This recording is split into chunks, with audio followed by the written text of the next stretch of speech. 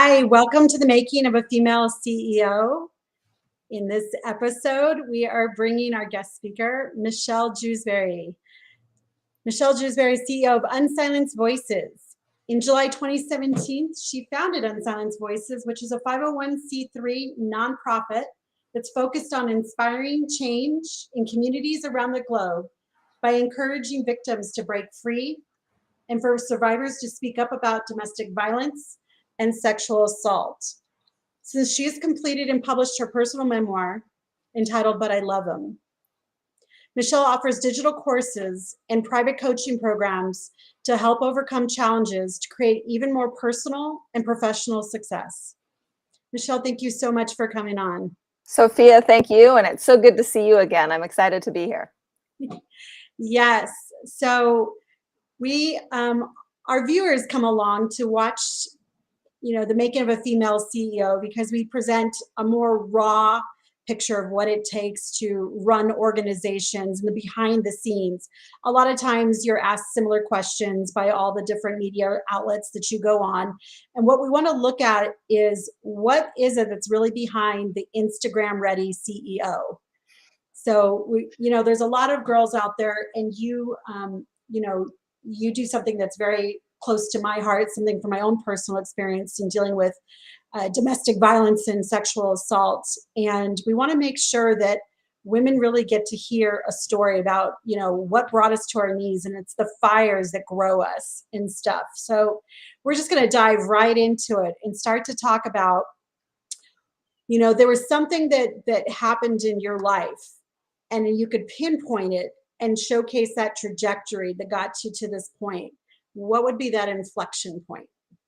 Well, the fact is that I'm a survivor of domestic violence. That is probably the biggest thing that has propelled me in the career path that has been chosen for me. I really believe that this is a spiritual path. I believe that God is leading me in this direction. And when I was in my abusive situation, I didn't really understand what I was facing. And when I had escaped, I knew that I needed to speak up and share my story. I was born and raised into a family where I was taught to be strong and independent, and my mama and dad raised me to be a hardworking woman and not put up with crap. And for me to become trapped in this type of situation for over 4 years, where sexual, physical, emotional, and financial abuse occurred, a lot of people were really shocked with that. So when I had left, I knew that I was strong enough to use my voice after going through years and years of therapy to then help other people. And then there was just a domino effect of, I thought I was going to work for different organizations. And then I ended up meeting a gentleman in San Francisco while I was interviewing for another nonprofit. And I told him my story, and we had a conversation. He looked at me and he said, "You need to start a nonprofit." And isn't it funny sometimes when you hear the same thing over and over again, but sometimes it takes you a while to say, yes, okay, I'll do it. At that point, I was like, okay, well, I've heard that enough. And now I think it's the time I should take action. And I did. And we were a 501c3 within a month, which is very rare. And I did the paperwork all myself. And then I flew to Ghana shortly after that and had connections in Sierra Leone, expanded there, and started to attract the right people on our team. So it was definitely that moment when I was on that boardwalk in San Francisco, drinking my Chardonnay and eating my bowl of clam chowder, because that's what you do in San Francisco on Pier 39. And I remember going, okay, well, I guess I'll take action now. Oh, thank you so much for sharing that. And for everybody that's hearing, you're like, I did this, and a month later I did that, and then I was in Ghana. And, so for some people, they would hear all that, and it's like, that's nice and well for you because maybe you're privileged, maybe you had all these resources. Tell people, though, like the day in and day out, what are some things, some times when you got brought to your knees, when you're like, that inner voice, you started to first hear it, and what was it saying to you? And how did you push through that? Yeah, I was brought up and raised in a middle class family, so definitely not a family of wealth. There were times of struggle for sure. I did not grow up in poverty, but there definitely were times where we couldn't go on vacations. I remember in high school, I would pay for my own trips to national cheerleading championships and different trips for school and acting and cheerleading throughout the country. That was something that I had to work for. So, becoming CEO of a nonprofit, I funded a lot of it in the very beginning myself. So I was a bartender for quite some time, and I actually would make money at work and use that money to then send overseas and use that money to fly to Sierra Leone, to Ghana. Um, the day in and day out sometimes gets very difficult. So I talk to young girls all the time, especially in Sierra Leone, and some of these girls come to you and they have nothing but the clothes on their back. And I remember one time in particular, this young girl, Salia Matu, came to me and she was so happy that we were sponsoring her, helping her go through vocational training, getting her off the streets because she was working as a sex worker who had been raped and abused and had multiple children at the age of 19 years old. And she came to me and she gave me a live chicken. And that moment, I mean, there were other moments, of course, prior to this situation, but that moment was one that I was like, oh my gosh, what I am doing is mattering to these young girls, these young people, and I have to keep going. So that has kind of what drove me to continue asking people for money. Fundraising is very, very difficult, and it's like pulling teeth sometimes. So, for our nonprofit, we have a variety of different ways to fundraise. We have corporate sponsorships, we have individual donors, and our organization has not actually received a grant yet. We've been in existence for 5 years and we've been operational all under private funding. And it's because, I decided to go out and share my story. And my story is very difficult, especially for a lot of people to hear.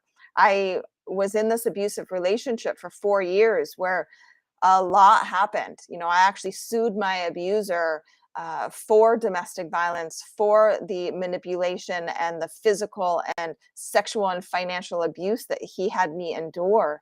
And that is actually what gave me the strength to keep going, was when I was able to take my power back from him.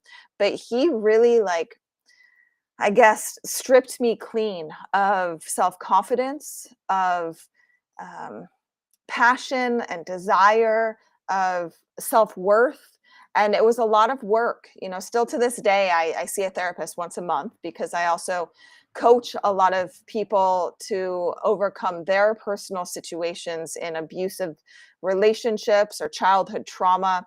And I get triggered. We all get triggered. There's PTSD that happens when you experience any type of trauma. But I remember I had to go to therapy like 2 times a week for a while and really dive deep. And then now I share my story from stage, and hearing other people's stories, that's what really drops me to my knees. I mean, I hear stories of children being trapped in suitcases and carrying up to brothels, human trafficking and sex trafficking in our world, not just the country, is so extreme. And the extremities that these traffickers go through to trap and manipulate and coerce a young child, I feel that. I don't want to say I am extremely empathetic, but I am empathetic to what others have experienced. And yeah, I went through this, but it's really dealing with the clientele.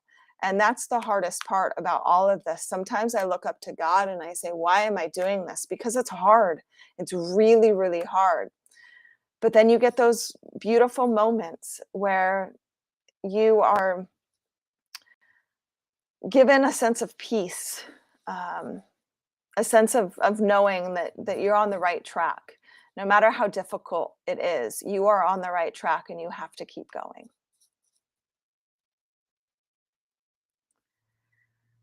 Thank you for that. And we appreciate the fact that you have created. So most people say, I'm looking for purpose.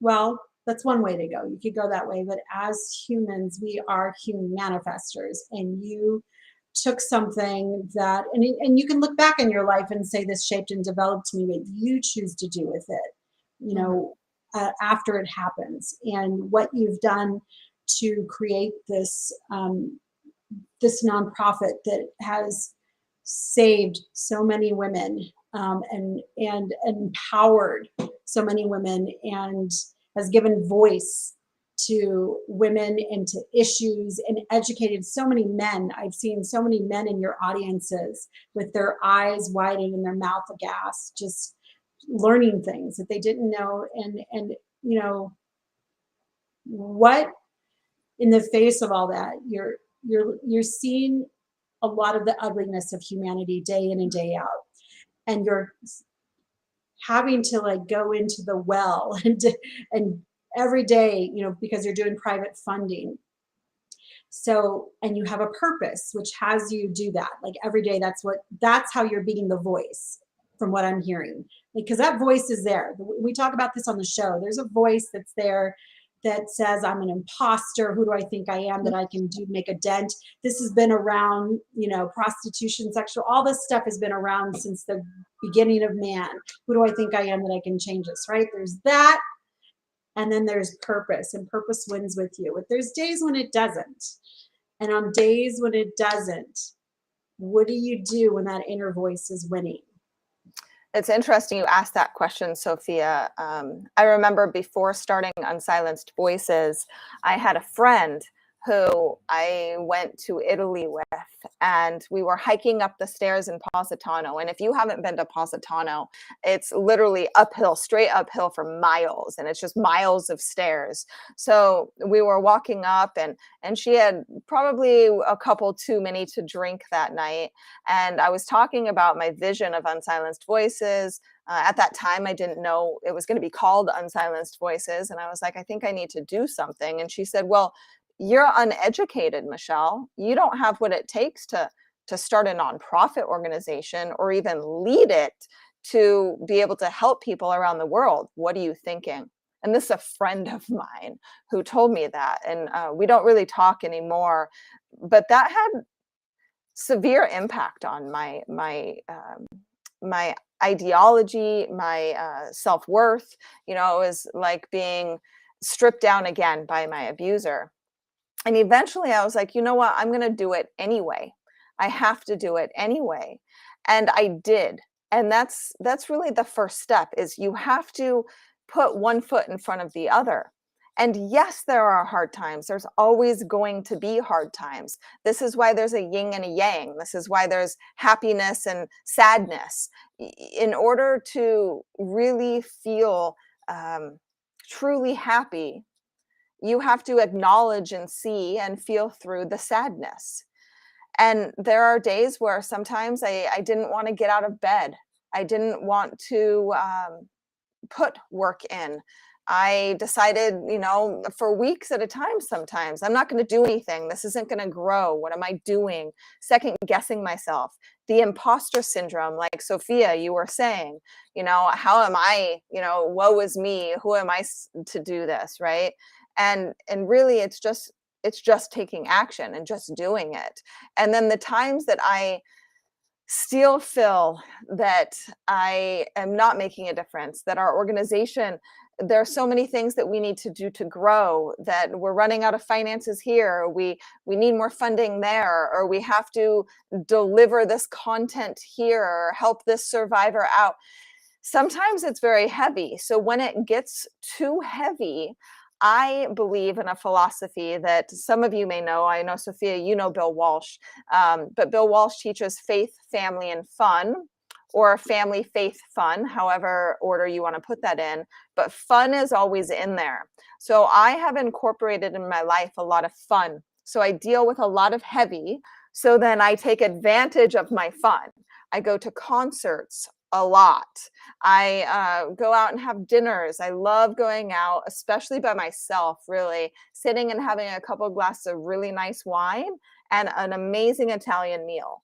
I love to travel. Scuba diving is one of my biggest um, activities where it relieves stress. Just going under that water, feeling the coolness on your skin and looking up when you're 30 meters below and seeing the sun shining on the water and you thinking that reaching your arm up you could touch the air, and seeing the bubbles, and just looking around, and you're in utter silence because you can't talk underwater. You really can't hear because you're in water, and it's just looking at the beautiful nature around you that we're actually killing. But that's an entirely another subject. However, scuba diving is my activity that really does propel me and help me move forward. So if I'm really stressed out, I'm going to take a trip someplace for a week and I'll be under the water. But yeah, I mean, you have to choose something. You have to find something. And for me, in order to equalize myself, it's fun, having a good time, because we're on this planet only for so long. And God has given us passions and given us a mission and given us the trajectory and the path in which we're supposed to take. However, it is not all about work. We are put on this planet to spend quality time with one another. Human beings need other human beings. Having fun, making great friends, meeting new people, traveling around the world. That part is what really drives me and keeps me going. So wonderful. So thank you. God, you had so many tidbits in there. So if any of you guys didn't catch it, she gave you the secret to happiness. Rewind and listen to it again. And all I can say is there's that quote. I can't remember who said it. I think I've heard Anita Roderick, but I know there's other people that have said it. It's, if you think you're too small to have an impact, try going to bed with a mosquito in the room. Ah, And you, mhm. Michelle, that just encapsulated it. And the other thing that you brought up is something that we also cover in here, is that as entrepreneurs, we go about, we blaze our own trails, and there's these people that we love in our lives that willingly, unwillingly, consciously, unconsciously sabotage us. And you Mm. just brought out an incredible example, and about somebody that you loved, and you're on this great phenomenal trip and you're doing something that's like very spiritual, and and is getting you into a euphoric state, and that comes down the mountain. And those are sometimes the biggest hurdles that we have to overcome, are the people that we love, that who we respect, Mhm. whose uh, opinion we value. And they say things, whether it's to protect us, whatever, cover up for their own insecurities, the things that they didn't, maybe they're playing small and they're just, whatever that is. I'm glad you brought that up, because those are some of the biggest challenges that I've seen yet from the women that we have on stage, that say that they've had to face people that they love being the saboteurs in their life. So that's phenomenal. Yeah, it's interesting. I'm sorry to interrupt you, but to like piggyback off of that, when somebody tells you what it is that you can't do, look at their life. Do you want their life? Because it's quite interesting. The people who will judge you or criticize you in a negative way are people who are not accomplishing what it is that you want to do with your life. Right. Yep. So that's something to realize, something to immediately understand, that all the naysayers, the neighbors, the cousins, the family members, the friends that say, you can't, who are you? Right. Well, who are they? They don't have the qualifications to give you those types of critiques. So make sure you are very wary of who you take criticism from, who your coaches and mentors are. So. Oh, that's a good thing. My best friend always tells me, who are you letting rent space in your head, Sophie? Yeah. I love it when she says that. She's like, are they qualified? What's their qualifications? She always tells me that. And I love that. That's a great thing. So, what does hope mean to you? Hope. Hope. I would say hope is a sense of knowing that things are going to get better, even though everything around you shows you that it's not going to. Hope is this feeling of of grace and this feeling of knowing, right? Of just accepting that sometimes things are shitty, but you can be hopeful for the future because you know that there is a better future out there. And not just in your personal lives. There's a lot of things happening worldwide right now. And I know I'll just briefly touch this because this isn't exactly the conversation Sophie and I'm supposed to be having right now, but there's wars, famine, destruction, um, injustice, discrimination happening all over the planet right now. And it's very difficult to have that hope, right? Have that desire, that knowledge that things will get better. But it's just like having faith, right? When you have faith in a higher source, you sometimes don't have spiritual things that happen to you. You can't see that faith. Hope and faith are very similar to me. When you have hope, then you are acknowledging that things can be better. So, in the face of all of this destruction happening worldwide, all of the artificial intelligence, all of the COVID stuff going on, there is hope that this can all end, that we can live in a peaceful humanity with one another. And it's the same with yourself. It's taking that action. It's not allowing the negative to overpower the positive thinking that you may have. Sophie just flashed the Ultimate Breakthrough Boot Camp on the screen.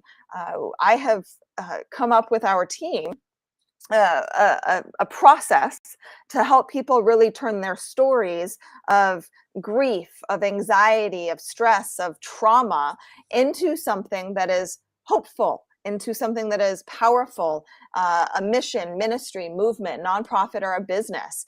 This is a 2.5-day boot camp, an in-person boot camp in Clearwater, Florida. We only have 7 seats left for this, and you can go to ultimatebreakthroughbootcamp.com to get information on that. But it is all about recognizing what it is that you've faced, recognizing the trauma that you have gone through, but the passion that you may have for not only yourself, but the people around you. It could be planets, it could be animals. And then capitalizing on that, knowing that your story can make a difference, because this is what we're all hopeful for. We go through crap in our lives and we want our story to then impact. We don't want to be left feeling that we're unworthy, or that we went through things that were meaningless, right? We don't want to live in just the book of Ecclesiastes the whole time. So we capitalize on it, and then we can realize how to monetize it. And this is what Sophie is so good at, is the monetization, right? You can make money from your intellectual experiences. You can, turn it into a business, turn it into a nonprofit, a movement of some sort, and help other people. And this is what I love to do. I help other people to do what it is that I've done, be able to run a 6-figure nonprofit. We're working on over $1 million in 2023 because we're going to be opening a center, a day center with wraparound services, running a 6-figure business to where you can help other people overcome and then create a domino effect of change. And I think that's what hope is creating that domino effect. And the more people you get on your train or your bandwagon, the more people that you help, the more people then can help the planet and other people who live here. So that was a long-winded answer. Oh, that was fantastic. Fantastic. All right. So for our final 2 questions, after having all of those experiences, walking through all the fires you walk through, what would you tell your younger self? Like before all of this started, what conversations would you have? What would you say? It's funny you asked that. So my team actually just sent me a list of questions that I have to do 30-second videos on. And this was one of the questions. And what I would tell my younger self is quit stressing so much. Quit trying to make plans for the future, because your plans changed, right? I had no idea I was going to go through an abusive situation. I had no idea that that was going to be leading my life for my LLC to help people and for the nonprofit to work worldwide. Um, but really, it's just keep going, right? Just keep moving in a forward direction, and don't let the naysayers around you discriminate against you or push you down. Always stand up. But really, the main thing is live life to the fullest. And I remember when I was younger, oftentimes I was always on my book, right? Always doing my schoolwork and making sure I completed all my deadlines and making sure I got the straight A's. And between you and me, which is opened on Facebook now, I didn't even graduate college. I went to 1 year of college. And when I was younger, I thought that, I was going to be a varsity cheerleader and then go to HPU and graduate and have a psychology degree and all of these crazy things that I had planned. But plans change. And it's okay when plans change. You just change your plans with them. So that's what I would tell my younger self, just keep going and don't allow all these crazy people and this craziness around you to affect you. Not my circus, not my monkeys. Not my circus, it's not my monkeys. I like that. That's good. That's what I tell myself. All right. So for our final question, so first off, if you're willing to share with people, do you have, are you married? Do you have kids? I'm not married. I don't have children. I do have a boyfriend though. Well, that's fantastic. Yes. So for, if you were to have kids, and for all those that do have kids, what would you want to share with them? What information would you want to bestow with them and with our audience? So I think that it's important, especially in first world countries, to experience what the rest of the world goes through.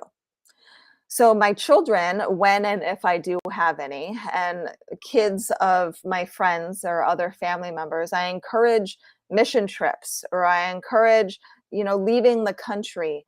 There's 300 million people in the US, but there's 8 billion worldwide. And the mass majority of humanity lives in poverty. And a lot of people don't realize that. Oftentimes we are trapped in our bubble. I'm right now living in Florida. I'm on my lanai. I've got a pool right here.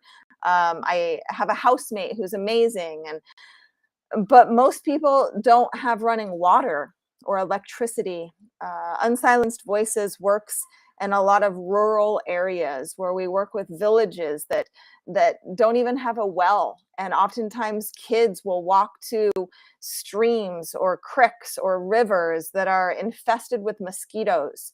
And in first world countries, we are very unaware of this. We think we know, but you don't get to experience it unless you actually get to smell and taste and feel and be present with the people around the globe. So with your children, I would encourage you to teach them that life is not all about roses and butterflies and pools and positivity. That it's not just about the United States of America, that we are a global humanity, that it matters what happens in India because it will reflect what happens here in the United States of America. And with Unsilenced Voices, we do this. We try to teach people that others may suffer differently, but if others suffer, then we are suffering as well. What is that saying? That you are only as good as the not the lowest, but as the most impoverished, or the the lesser, supposedly. I'm using the wrong language here. You've got to help me out, of humanity, right? So we are only as good as what we do. So Unsilenced Voices work so hard to give back, work so hard to teach, and encourage other victims to step up. So we have a fundraiser happening December 7th in Las Vegas. So one thing that you can do is encourage your family members and your kids to come to this fundraiser.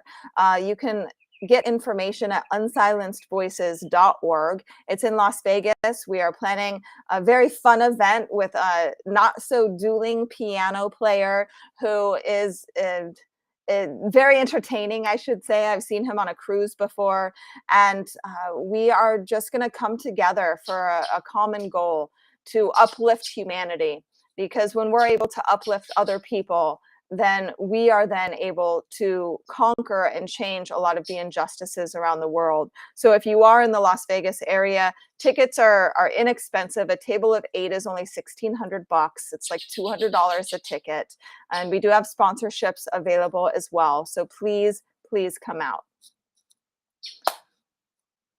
All right. Thank you so much, Michelle, for joining us. And thank you for just being my partner out there in the world and for taking care and handling this. And anybody that wants to have more information or support the cause, look at the information below and go to unsilencedvoices.org.